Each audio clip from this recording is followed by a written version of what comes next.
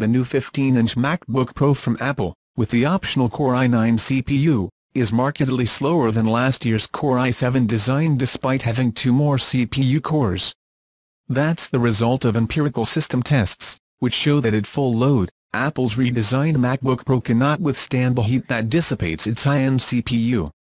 It also means that Apple has copied one of the worst habits in the PC notebook industry.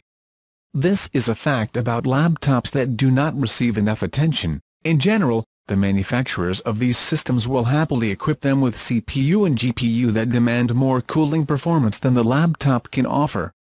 As a result, the higher-end systems available often accelerate their own performance to avoid damage.